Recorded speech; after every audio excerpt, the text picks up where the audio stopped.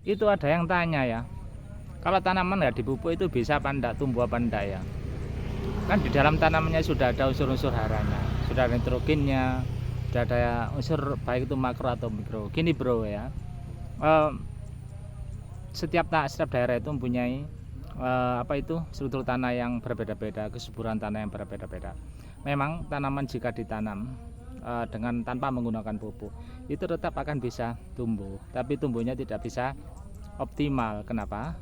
Ya karena tadi itu ketika semakin tumbuh baik itu meninggi ataupun untuk produksi anakan, maka tanaman tersebut perlu penambahan unsur-unsur hara untuk menopang pertumbuhan tersebut. Maka perlu diadakan pemupukan. Kita lihat yang satu ini.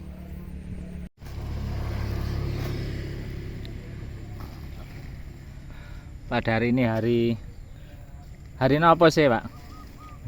Dina apa nih, Pak? Minggu nggih. Minggu tanggal 4 Mei 2025. Ini kegiatan saya ini di sawah untuk melakukan pemupukan. Pemupukan itu ya tergantung kondisi ya, kondisi tanah dan kondisi tanaman.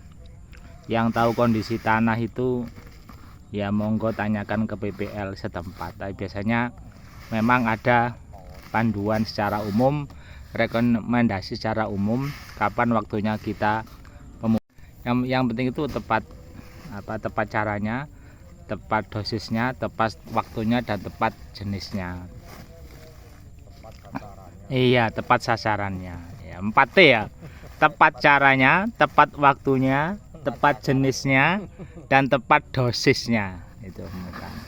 Karena kalau kekurangan, padi yang kekurangan pupuk nitrogen itu indikatornya itu adalah warnanya kuning, pertumbuhan itu kerdil.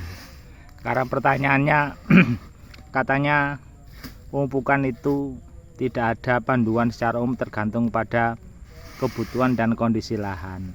Nah sekarang kita bisa mengetahui kondisi lahan itu dari indikator yang ditunjukkan pada tanaman itu.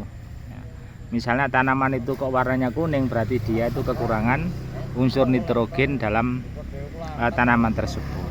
Jadi pemupukan itu sebetulnya adalah usaha untuk menambah unsur hara yang ada dalam tanah ya. Apakah misalnya tanpa pemupukan itu tanaman bisa tumbuh? Ya bisa tumbuh, tapi unsur hara dalam tanah, apa itu nitrogen, kalsium, fosfor itu tidak cukup untuk menopang pertumbuhan secara maksimal. Nah, inilah pentingnya pemupukan tersebut. Pemupukannya baik itu dilakukan setelah kapan? Biasanya itu panduan secara umum itu adalah 10 sampai 20 hari setelah tanam, itu bagi yang menerapkan sistem tanam pindah. Jadi 10 sampai 20 hari, berarti itu pada fase-fase vegetatif kan itu ya.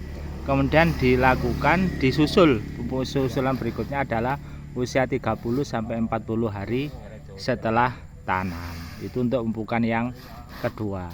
Sedangkan yang ketiga itu adalah itu ada kondisional tergantung pada keadaan tanaman ya. Kalau tanamannya tumbuh bagus, sudah mulai muncul malai-malainya ya, dan tidak ada indikasi bahwa kekurangan pupuk, maka menurut saya sih tidak perlu diadakan pemupukan untuk yang ketiga kalinya. Tuh, pupuk yang kami gunakan hari ini itu adalah pupuk urea sama Ponska Cak ya. Urea sama Ponska. Urea itu gunanya untuk menopang pertumbuhan, pembentukan sel, pembentukan protein yang digunakan untuk fotosintesis gitu ya.